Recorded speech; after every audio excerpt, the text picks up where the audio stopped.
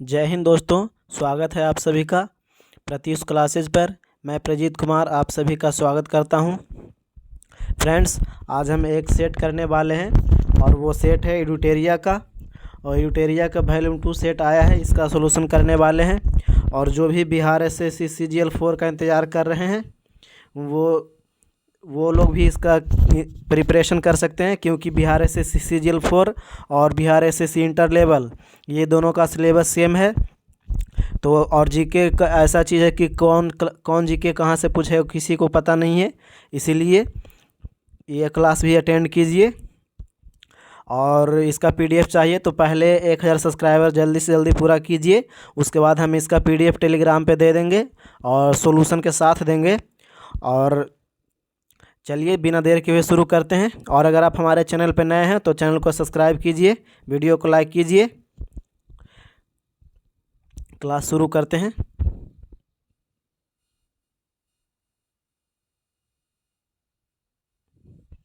पहला प्रश्न है 6.5 pH मान वाले 1 बिलियन में HCl की कुछ बूंदें मिलाने पर क्या प्रभाव पड़ेगा। तो क्या प्रभाव पड़ेगा, तो ये बिलियन अधिक अम्लीय हो जाएगा और pH मान घट जाएगा। इसका आंसर ए हो जाएगा। pH मान से प्रश्न आया है तो कुछ बताते हैं, जैसे कि मूत्र का pH मान 6 होता है, नींबू का pH मान 2.2 होता है। याद रखिएगा, नींबू का pH मान 2.2 होता है। फिर रक्त का pH मान 7.4 होता है, रक्त का pH मान 7.4 होता है, ये याद रखिएगा। चलिए अगला प्रश्न देख लेते हैं। अगला प्रश्न है रासायनिक परिवर्तन में निम्न में से कौन सी घटनाएं हो सकती हैं। तो रासायनिक परिवर्तन में ये सभी घटनाएं हो सकती हैं, याद रखिएगा। रंग में परिवर्तन, किसी गैस का बनना और ऊष्मा प्रकाश का उत्सर्जन, चारों हो सकता है, याद रखिएगा तीनों। ऑप्शन आंसर डी हो जाएगा इसका।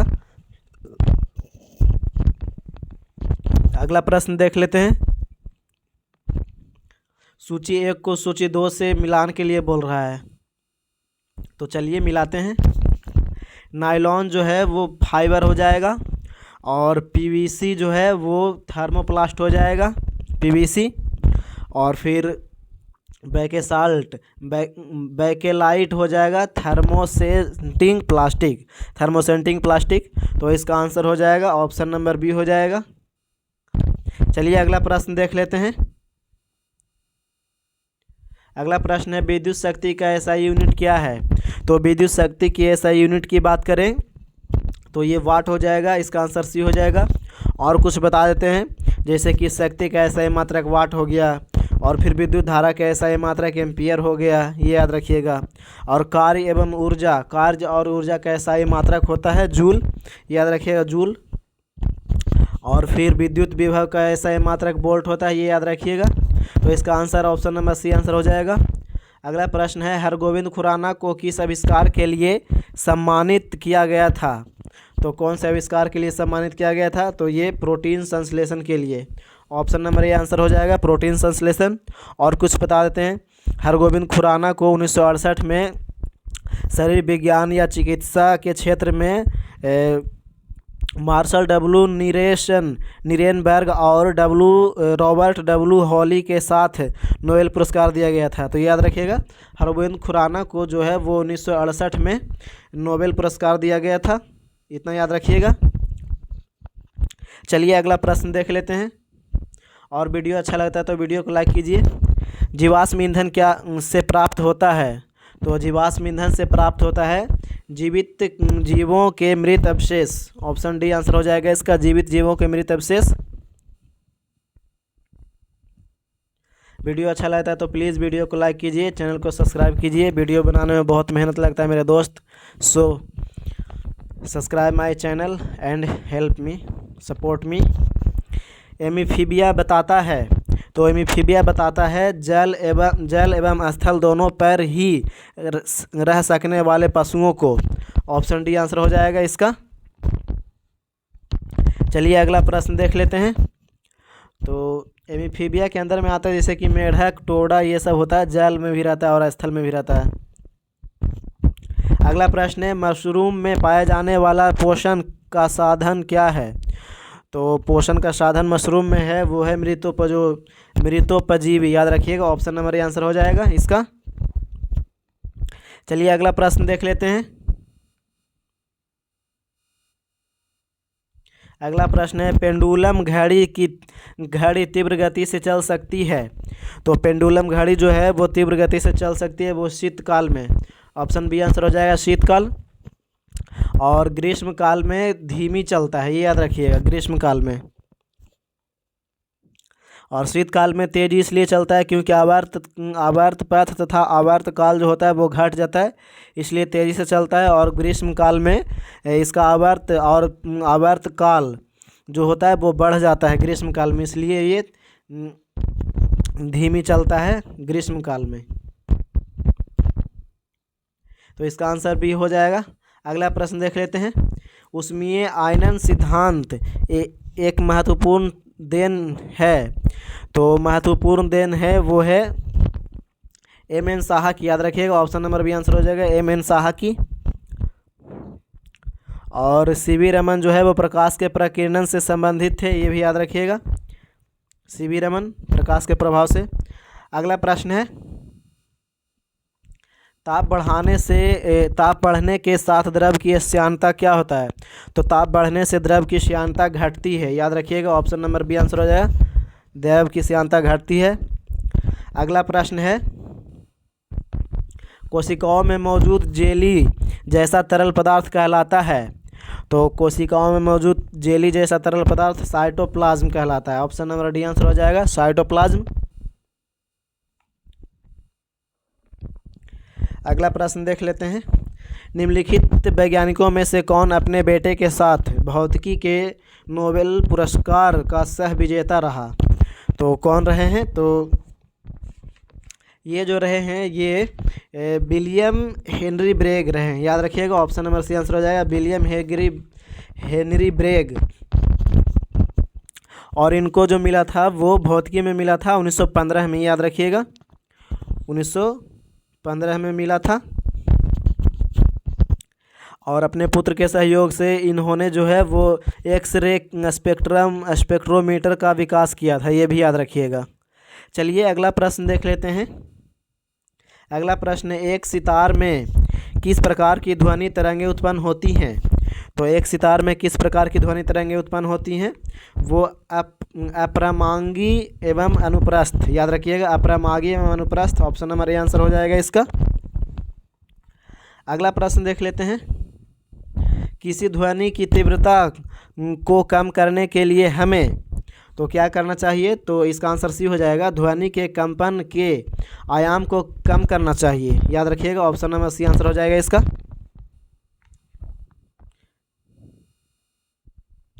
अगला प्रश्न है, निम्नलिखित में से किस एक प्रकार की तरंगों का प्रयोग रात्रि दृष्टि उपकरण में किया जाता है।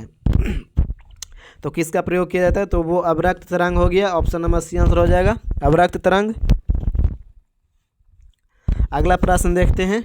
निम्नलिखित विद्युत चुम्बकीय विकिरणों में से किसकी ऊर्जा अधिकतम होती है। तो किसकी ऊर्जा अधिकतम होती है, तो एक्स किरण का होता है, याद रखिएगा। ऑप्शन नंबर डी आंसर हो जाएगा, एक्स किरणें। अगला प्रश्न है, ओजोन अणु के कोणीय आकृति में सिग्मा और पाई आबंध कितने होते हैं। तो सिग्मा और पाई आबंध की बात करें तो वो 2 सिग्मा और 1 पाई आबंध होता है, याद रखिएगा, 2 सिग्मा और 1 पाई आबंध। ऑप्शन नंबर बी आंसर हो जाएगा इसका। अगला प्रश्न देख लेते हैं।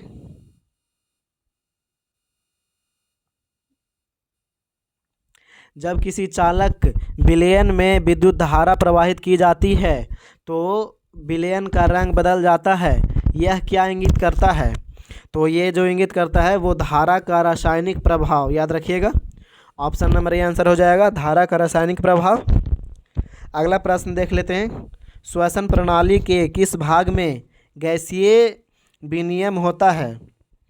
तो गैसीय विनिमय की बात करें तो वो एल्वियोली हो जाएगा। ऑप्शन नंबर ए आंसर हो जाएगा, एल्वियोली।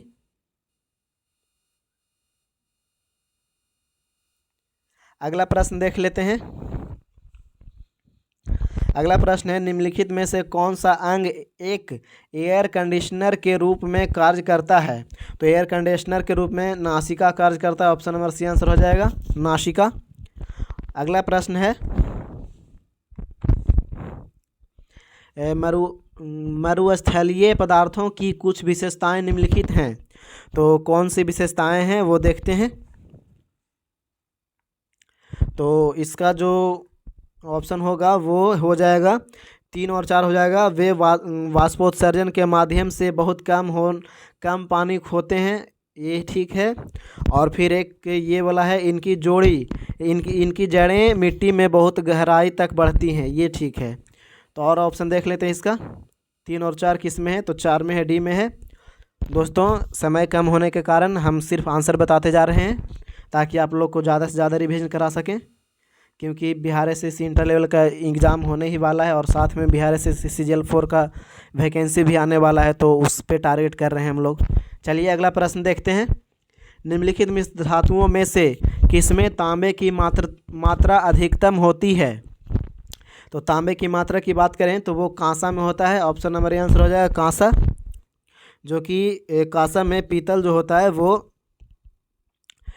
70 से 71% होता है और तांबा बाकी शेष तांबा होता है, ये याद रखिएगा।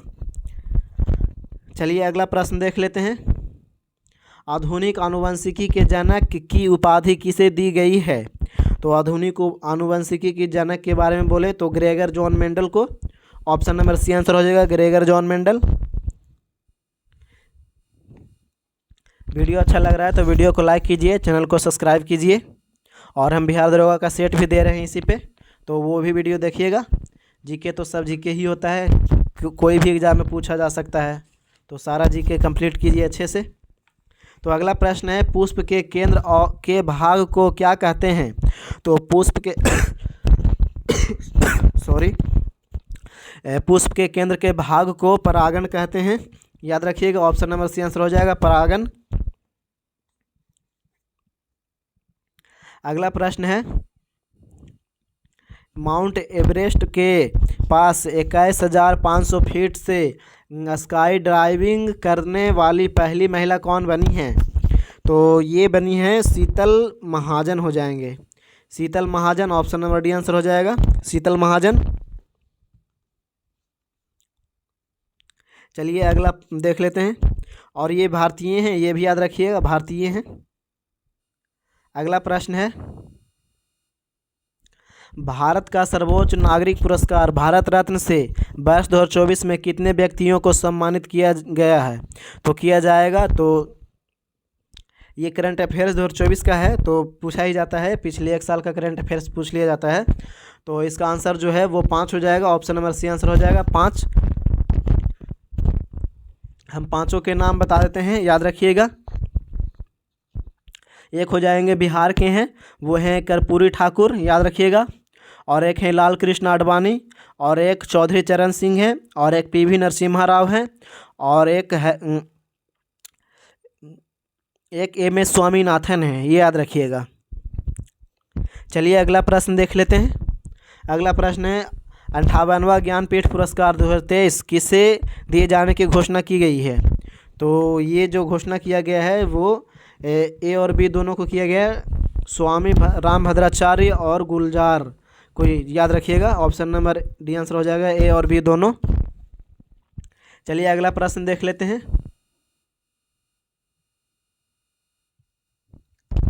अगला प्रश्न है, 71वीं मिस वर्ल्ड प्रतियोगिता 2024 की विजेता कौन है? तो कौन बनी है? तो वो बनी है क्रिस्टीना पिस्जकोवा। ऑप्शन नंबर आंसर हो जाएगा, क्रिस्टीना पिस्जकोवा।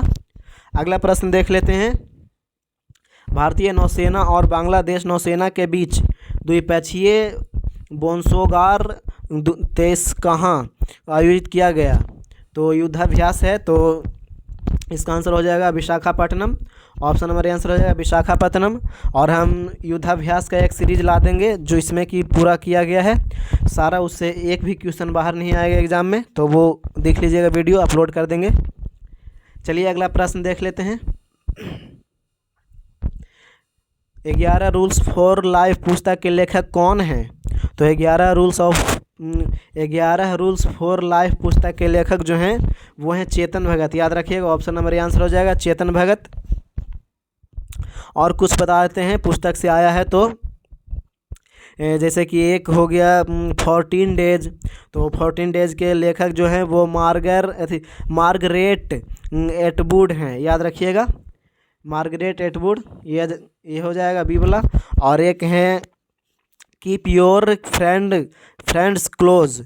तो कीप योर फ्रेंड्स क्लोज की बात करें तो ये ली कोनेन है।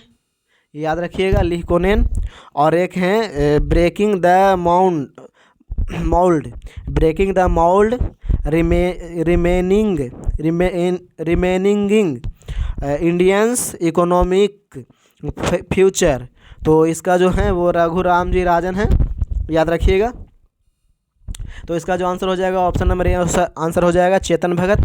अगला प्रश्न देख लेते हैं, निम्नलिखित में से किस व्यक्ति ने चिकित्सा विज्ञान में हालिया प्रगति विषय पर मेदांता कॉन्क्लेव 2023 का उद्घाटन किया है? तो ये किए हैं नीतीश कुमार, बिहार के मुख्यमंत्री हैं माननीय नीतीश कुमार। चलिए अगला प्रश्न देख लेते हैं। अगला प्रश्न है, बिहार की किस पंचायत को बाल हितैषी ग्राम पंचायत पुरस्कार दिया गया है? तो ये जो दिया गया है वो दिया गया है कोसियामा को। याद रखिएगा, ऑप्शन नंबर डी आंसर हो जाएगा कोसियामा। चलिए अगला प्रश्न देख लेते हैं, वर्ष 2022-23 में निम्नलिखित में से किस राज्य में प्रधानमंत्री जन धन योजना के तहत लाभार्थियों की अधिकतम संख्या रही? तो ये कौन से राज्य में रहे हैं? तो ये बिहार हो जाएगा, ऑप्शन नंबर आंसर हो जाएगा बिहार।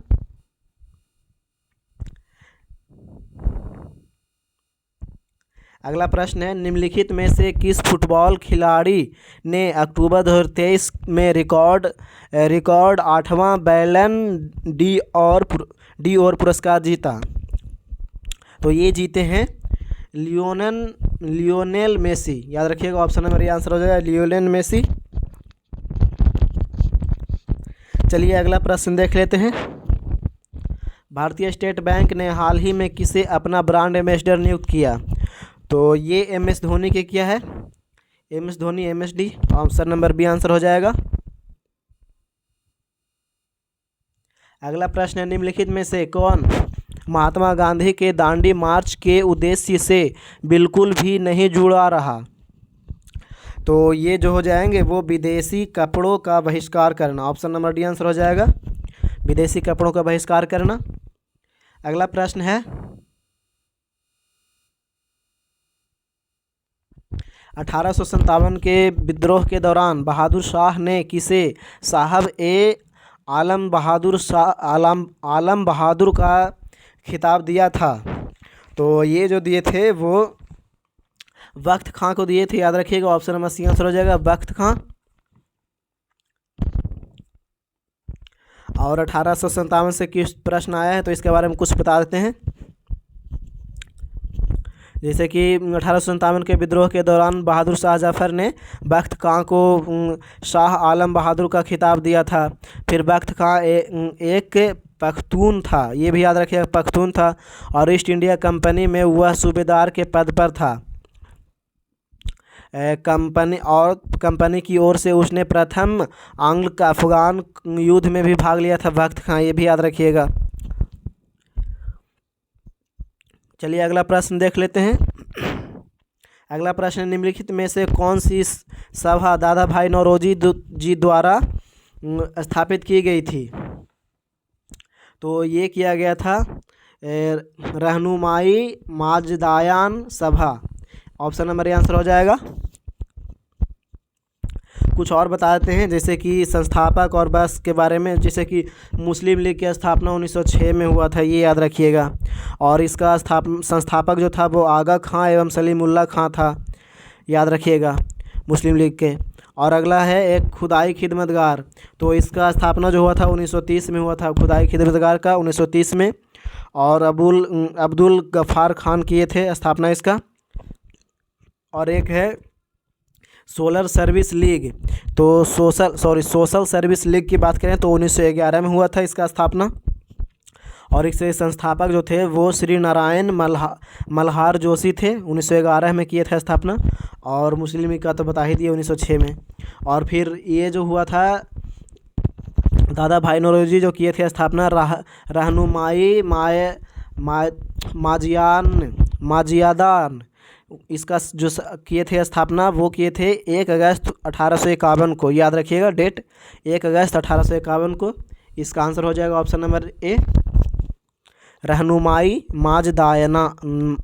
माजदायान सभा। याद रखिएगा। अगला प्रश्न है, निम्नलिखित में से किस वर्ष अखिल भारतीय महिला सम्मेलन का गठन किया गया? तो ये किया गया था किस वर्ष? तो ये 1927 में किया गया था। याद रखिएगा, ऑप्शन नंबर ए आंसर हो जाएगा 1927।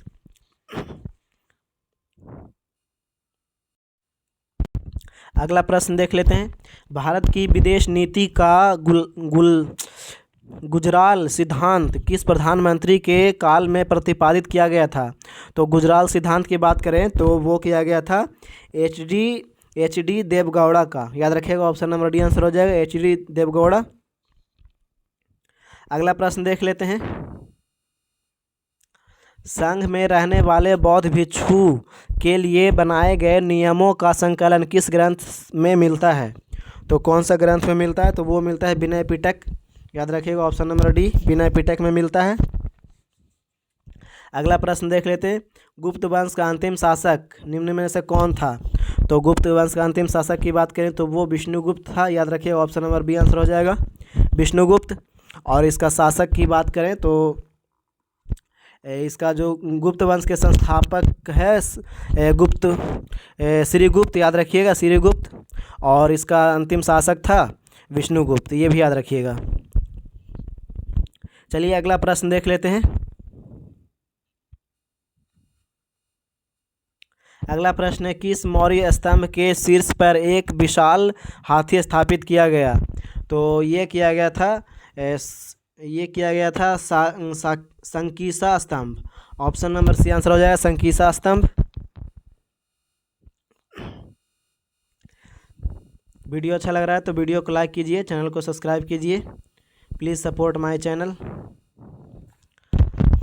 अगला प्रश्न है, जब भारतीय राष्ट्रीय कांग्रेस ने भारत छोड़ो आंदोलन प्रस्ताव पारित किया तो कांग्रेस का अध्यक्ष कौन था उस समय? तो कांग्रेस का अध्यक्ष की बात करें तो वो थे Maulana Abul Kalam Azad. Option number B answer हो जाएगा मौलाना अबुल कलाम आज़ाद। और ये जो हुआ था वो हुआ था रामगढ़ अधिवेशन में हुआ था 1940 के दौरान में। इसके अध्यक्ष बने थे, याद रखिएगा।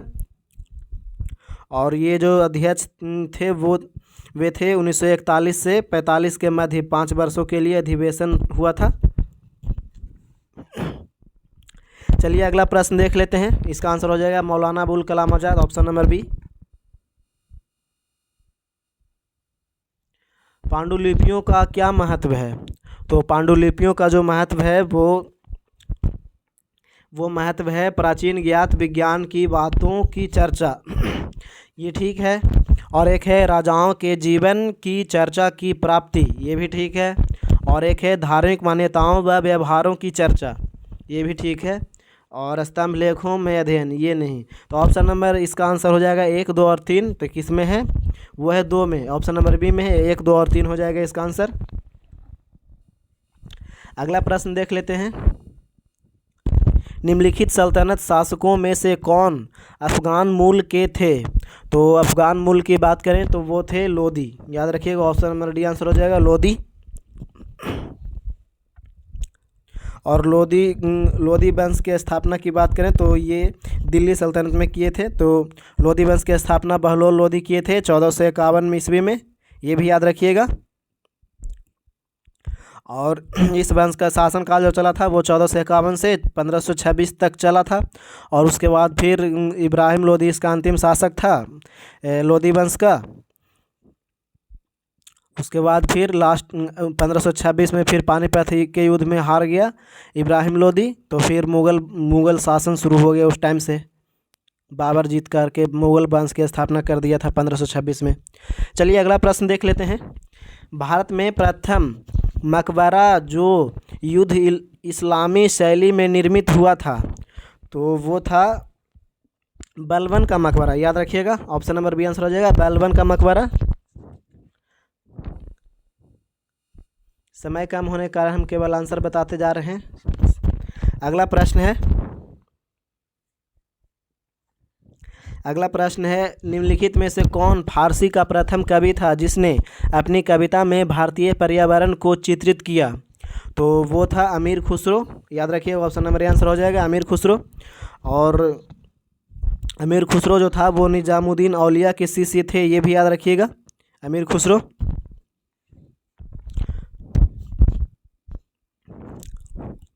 और अमीर खुसरो को ही तूतीय हिंद भी कहा जाता था, ये भी याद रखिएगा। अगला प्रश्न है निम्नलिखित घटनाओं पर विचार कीजिए तथा उन्हें कालक्रमानुसार व्यवस्थित कीजिए। तो इसका जो आंसर हो जाएगा वो हो जाएगा ऑप्शन नंबर ए हो जाएगा 4 3 2 1। ऑप्शन नंबर ए आंसर हो जाएगा। जैसे मोहम्मद शाह तुगलक द्वारा राजधानी का स्थानांतरण किया गया था, वो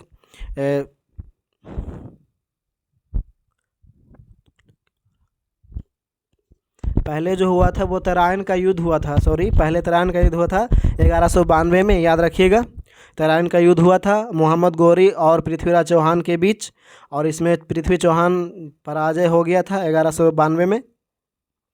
उसके बाद हुआ था 1296 में मुस्लिम शक्ति की स्थापना, 1296 में जलालुद्दीन खिलजी की हत्या हुआ था, ये याद रखिएगा। जलालुद्दीन खिलजी की हत्या हुआ था 1296 में। और उसके बाद हुआ था अफगान का युद्ध हुआ था। अफगान का युद्ध की बात करें तो वो हुआ था, चलिए अगला बताते हैं मोहम्मद तुगलक के बारे में। तो वो 1325 में मोहम्मद गयासुद्दीन की इसका जो हत्या किया था, उसके बाद राजधानी बनाया था, ये याद रखिएगा। तो इसका जो मोहम्मद बिन तुगलक का जो हो जाएगा वो हो जाएगा 1525, ये याद रखिएगा। चलिए अगला प्रश्न देख लेते हैं। तो इसका आंसर ये हो जाएगा। अगला प्रश्न है पंचायत समिति के प्रधान या प्रमुख का चुनाव कौन कराता है? तो कौन करता है? तो पंचायत समिति के अध्यक्ष हो जाएगा, ऑप्शन नंबर सी आंसर हो जाएगा पंचायत समिति के अध्यक्ष। अगला प्रश्न है, देख लेते हैं। राज्य के नीति निर्देशक सिद्धांतों को भारतीय संविधान में शामिल किए जाने का उद्देश्य है।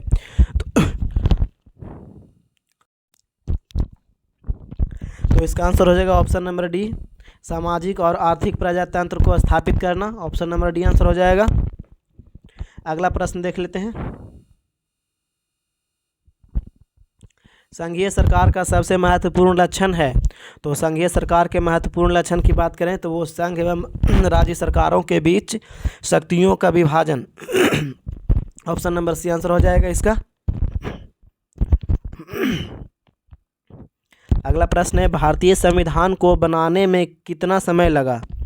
तो ये लगा था 2 वर्ष 18 माह 11 दिन। ऑप्शन नंबर सी आंसर हो जाएगा। 2 वर्ष 11 माह 18 दिन लगा था, उल्टा बोला गया था, ऑप्शन नंबर ए होगा इसका आंसर। 2 वर्ष 11 माह 18 दिन लगा था, ये इसका आंसर ये हो जाएगा। और संविधान सभा में के जो अध्यक्ष थे वो थे सच्चिदानंद सिन्हा, अध्यक्षता में किया गया था 9 दिसंबर 1946 को प्रथम बैठक, याद रखिएगा। और ये अस्थायी अध्यक्ष थे। और डॉक्टर राजेंद्र प्रसाद को अस्थायी अध्यक्ष बनाया गया था, ये भी याद रखिएगा। और संविधान सभा के अंतिम बैठक जो हुआ था वो हुआ था 26 नवंबर 1949 को, ये भी याद रखिएगा। तो इसको बनाने में कुल समय लग गया था 2 वर्ष 11 माह 18 दिन, याद रखिएगा।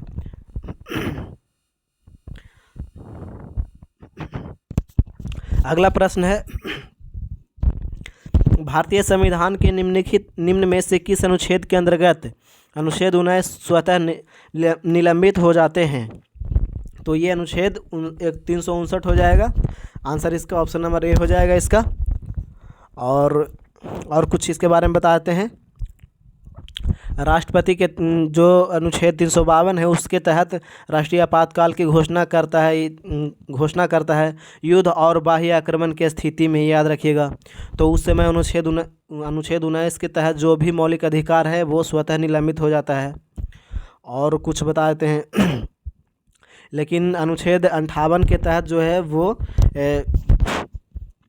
रहता है कुछ अनुच्छेद बच करके, जैसे कि अनुच्छेद 20 और 21 जो है वो इसके द्वारा अनुच्छेद आपातकाल के दौरान ये छोड़ करके अनुच्छेद 20 और 21 को छोड़ करके होता है, निलंबित होता है, याद रखिए, केवल अनुच्छेद 19। चलिए अगला प्रश्न देख लेते हैं। और अनुच्छेद 19 में क्या क्या आता है वो भी हम बता देते हैं। जैसे कि अनुच्छेद 19 में है वो उसमें 5 प्रकार के आते हैं अनुच्छेद 19 में। जैसे अनुच्छेद 19 के ए में हो गया अभिव्यक्ति या फिर बोलने की स्वतंत्रता, जिसे प्रेस की स्वतंत्रता हो गया। और फिर अनुच्छेद बी में हो गया 19 के बी में, 19 के ए में अभिव्यक्ति और बोलने की स्वतंत्रता। और अनुच्छेद 19 के बी में हो जाएगा सभा करने की स्वतंत्रता, लेकिन शांतिपूर्वक किया जाएगा बिना हथियार के। तो और अनुच्छेद 19 के एक के सी हो जाएगा, वो हो जाएगा संघ बनाने की स्वतंत्रता। और अनुच्छेद 19 के डी हो जाएगा भारत में भ्रमण की स्वतंत्रता, ये याद रखिएगा।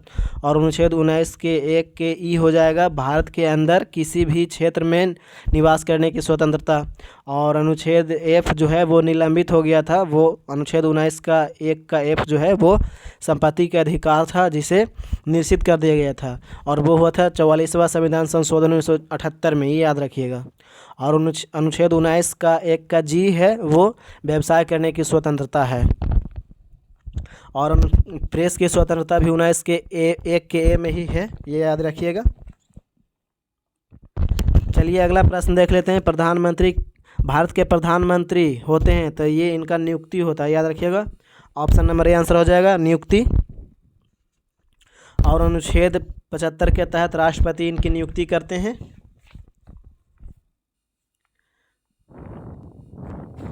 अगला प्रश्न है सूर्य और पृथ्वी के बीच न्यूनतम दूरी को कहते हैं। तो सूर्य और पृथ्वी के न्यूनतम दूरी को उपसौर कहते हैं। ऑप्शन नंबर सी आंसर हो जाएगा उपसौर। और उपसौर जो होता है वो 3 जनवरी के दिन होता है, ये याद रखिएगा डेट। और फिर उपसौर के दिन सूर्य और पृथ्वी के न्यूनतम दूरी 14.71 करोड़ किलोमीटर की दूरी हो जाता है, न्यूनतम दूरी। और फिर एक है अपसौर है, तो इसके बारे में भी बता देते हैं। अपसौर जो है वो 4 जुलाई के दिन होता है, ये याद रखिएगा अपसौर। और इस समय सूर्य और पृथ्वी की अधिकतम दूरी जो है वो 15.21 करोड़ किलोमीटर हो जाता है अपसौर के दिन 4 जुलाई को। और फिर एक है विषुव, तो एक बसंत विषुव होता है, याद रखिएगा। तो इसका जो होता है वो 23 सितंबर और 21 मार्च को होता है। संपूर्ण पृथ्वी के दिन एवं रात जो होता है वो बराबर होता है। और 23 सितंबर को शरद विषुव कहते हैं। और फिर 21 मार्च को बसंत विषुव कहा जाता है, ये याद रखिएगा। अगला तो इसका आंसर हो जाएगा ऑप्शन नंबर सी उपसौर। अगला प्रश्न है निम्नलिखित में से किस भारतीय राज्य की सीमाएं भूटान राष्ट्र के साथ नहीं मिलती है। तो भूटान राज्य के साथ नहीं मिलता है वो मेघालय है। ऑप्शन बी हो जाएगा मेघालय।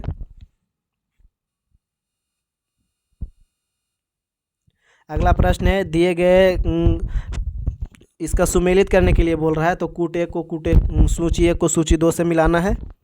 तो यहूदी जो हो जाएगा वो इज़राइल हो जाएगा, यहूदी का इज़राइल यानी 1 का 4। और डेटा जो है वो लीबिया हो जाएगा, डेटा लीबिया 2 का 3 हो जाएगा, बी का 3। और फिर बेजा जो है वो मिस्र हो जाएगा, बेजा मिस्र यानी सी का 1। और फिर लूर जो है वो ईरान हो जाएगा, 4 का 2। तो इसका आंसर हो जाएगा ऑप्शन नंबर डी हो जाएगा, याद रखिएगा। अगला प्रश्न देख लेते हैं। वीडियो अच्छा लग रहा है तो वीडियो लाइक कीजिए, चैनल को सब्सक्राइब कीजिए।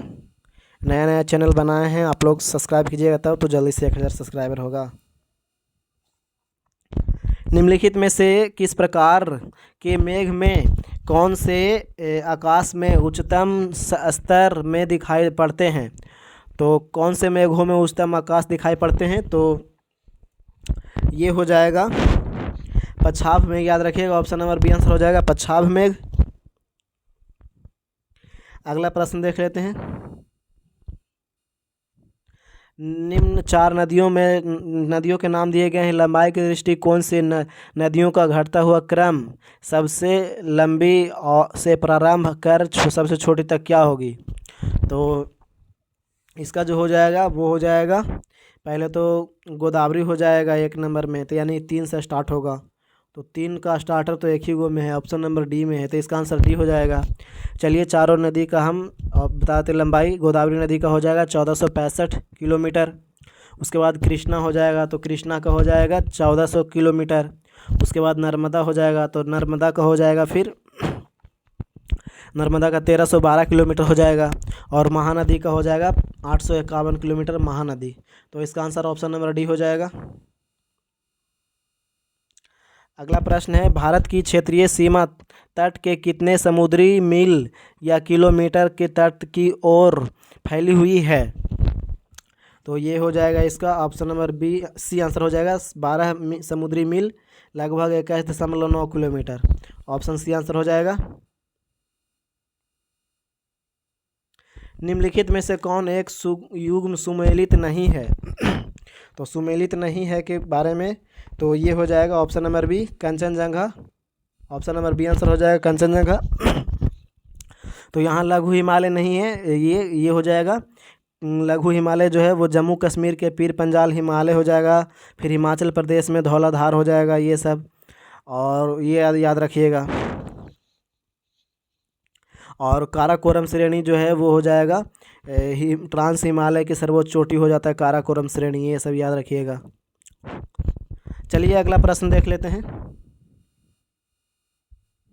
भारतीय मुद्रा बाजार के अंतर्गत निम्नलिखित में से कौन शामिल नहीं है? तो भारतीय मुद्रा बाजार की बात करें तो वो भारतीय औद्योगिकी विकास बैंक। ऑप्शन नंबर सी आंसर हो जाएगा इसका,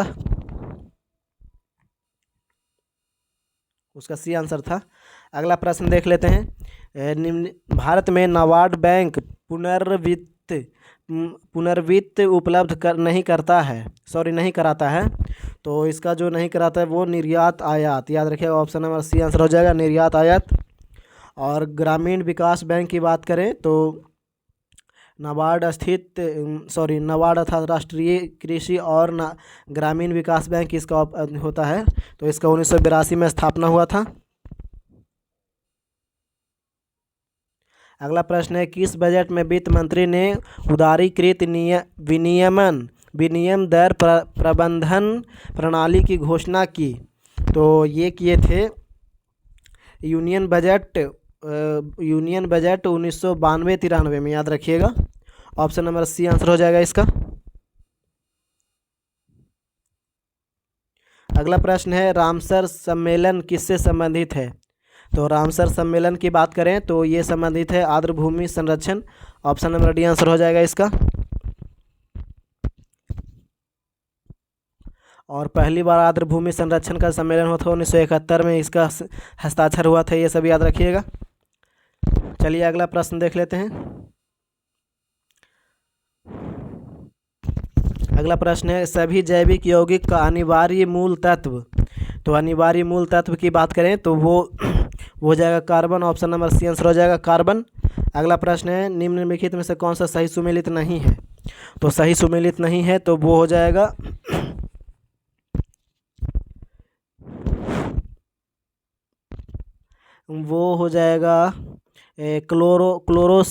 क्लोरोमाइसोटीन। तो क्लोरोमाइसोटीन की बात करें तो ये तो ठीक है, तो इसका आंसर जो हो जाएगा वो डी हो जाएगा। इसका जो हो जाए एस्पिरिन का हो जाएगा दर्द निवारक होता है इसका, निश्चेतक नहीं, दर्द निवारक होता है इसका, याद रखिएगा। चलिए अगला प्रश्न देख लेते हैं।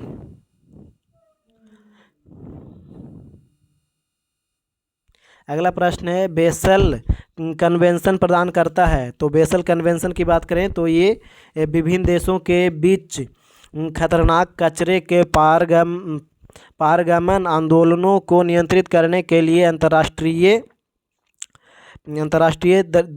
दिशा निर्देश होता है इसका। तो इसका आंसर बी आंसर हो जाएगा इसका।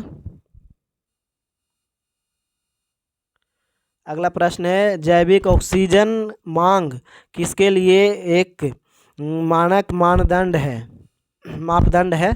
तो इसका जो आंसर हो जाएगा वो हो जाएगा ऑप्शन नंबर सी हो जाएगा, जलीय पारिस्थितिक तंत्रों में प्रदूषण के अपमान के लिए। ऑप्शन नंबर सी आंसर हो जाएगा इसका।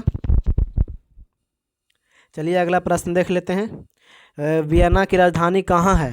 तो वियतनाम है, वियतनाम। तो वियतनाम की राजधानी की बात करें तो इसका राजधानी हनोई है, याद रखिएगा। ऑप्शन नंबर सी आंसर हो जाएगा। और इसकी मुद्रा की बात करें तो इसका मुद्रा जो है वो डोंग है। वियतनाम की मुद्रा डोंग है और राजधानी हनोई है। और कुछ बता देते हैं जैसे कि जाम्बिया हो जाएगा। तो जाम्बिया देश की जो राजधानी है वो लुसाका है, ये याद रखिएगा, लुसाका। और इसका मुद्रा है क्वाचा मुद्रा। और एक देश है वेनेजुएला। तो वेनेजुएला की राजधानी हो जाएगा काराकास हो जाएगा और मुद्रा हो जाएगा बोलीवर। और वैसे हम सारा कुछ बता दिए हैं, एक वीडियो बना दिए हैं देश राजधानी मुद्रा का, तो वो वीडियो भी देख लीजिएगा, इसी चैनल पे है वीडियो। उससे 1 नंबर हमेशा पूछा जाता है बिहार के एग्ज़ाम में, चाहे कहीं भी 1 नंबर, या तो देश पूछेगा उसका राजधानी या फिर उसका मुद्रा, ये सब पूछ ही लेता है। और कुछ बताते हैं जैसे कि ये तो काराकासा वाला बोल ही दिए। और फिर एक हो गया कजाकिस्तान। तो नूर सुल्तान हो जाएगा उसका राजधानी। और मुद्रा जो हो जाएगा कजाकिस्तान की तो टेनगे हो जाएगा, टेनगे। चलिए अगला प्रश्न देख लेते हैं। निम्नलिखित में से कौन भारत के सर्वोच्च सैन्य अलंकरण परमवीर चक्र के पहले प्राप्तकर्ता थे? तो पहले प्राप्तकर्ता की बात करें तो वो हैं Somnath Sharma. Option number D answer हो जाएगा, सोमनाथ शर्मा।